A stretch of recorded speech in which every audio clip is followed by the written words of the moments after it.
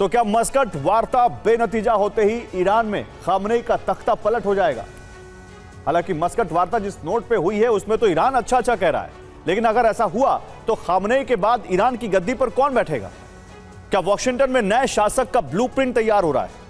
America में रह रहे ईरानी कारोबारियों का एक नया थिंक टैंक बनने से सत्ता परिवर्तन की सुगबुगाहट को और तेज कर दिया है। ईरान का बिजनेस वर्ग, बौद्धिक तबका और करीब 200 खिलाड़ी खुलकर खामनेई को हटाने की मांग कर रहे हैं। आधी आबादी और जेन जी पहले से ही सड़कों पर बगावत कर चुकी हैं और अब खबरें हैं कि सैन्य दबाव और बाहरी समर्थन के सहारे तख्ता पलट की जमीन तैयार की जा रही है।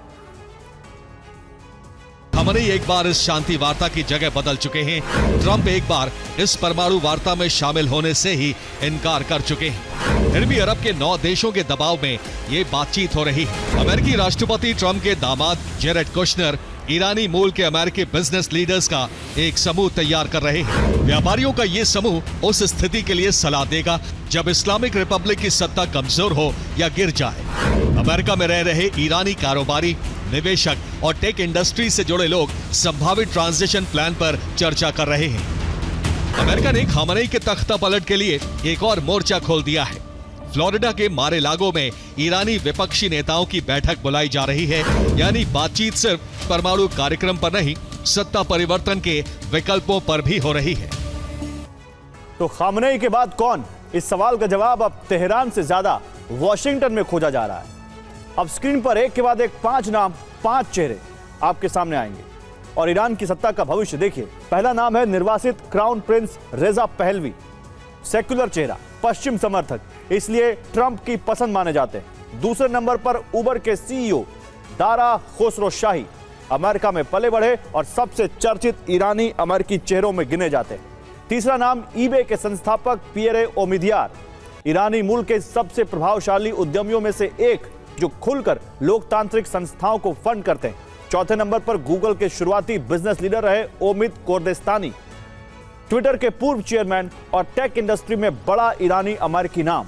और 5वां नाम प्रोलॉजिस के चेयरमैन हामिद मोगद्दम, जिन्होंने रियल एस्टेट में अरबों डॉलर का साम्राज्य खड़ा किया और जिनके ट्रंप से कारोबारी रिश्तों की चर्चा होती रही है। लगभग 200 ईरानी खिलाड़ियों और खेल हस्तियों ने अमेरिकी कांग्रेस को पत्र लिखकर खामनेई की सरकार का तख्ता पलट करने और निर्वासित क्राउन प्रिंस रजा पहलवी को समर्थन देने की मांग की है। चिट्ठी लिखने वालों में ईरान के फुटबॉल स्टार अली करीमी, कुश्ती चैंपियन अमीर रजा खादिम और कई राष्ट्रीय खिलाड़ी शामिल हैं।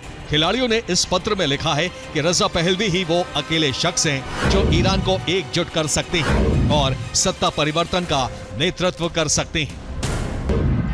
इस्लामिक रिपब्लिक के साथ वही समझौता स्वीकार हो सकता है जिसमें सत्ता ईरान के लोगों को सौंप दी जाए। आने वाले युद्ध के खतरे और विस्फोट से पहले आर्थिक मोर्चे पर ईरान की हालत कमजोर होती दिखाई दे रही है। अमेरिका ने ऐसा आर्थिक युद्ध छेड़ा कि ईरान में डॉलर की कमी हो गई और खामनेई की सरकार को नोट छापने पर मजबूर कर दिया। इसके बाद से रियाल लगातार गिर रहा है और ईरान में महंगाई बेलगाम हो गई है। यानी जंग सिर्फ मिसाइलों से नहीं, अर्थव्यवस्था से भी लड़ी जा रही है। और यह अमेरिका की पुरानी रणनीति है। यह वही रणनीति है जिसे अमेरिका इराक, वेनेजुएला और सोवियत संघ के खिलाफ भी इस्तेमाल कर चुका है। इन तीनों देशों में भी अमेरिका के पैदा किए हुए आर्थिक दबाव ने सत्ता और व्यवस्था को भीतर से कमजोर कर दिया। तो क्या ईरान के साथ भी यही होने वाला है? स्कॉट बेसेंट ने दावा किया है कि अमेरिका ने ईरान में डॉलर की कमी पैदा की।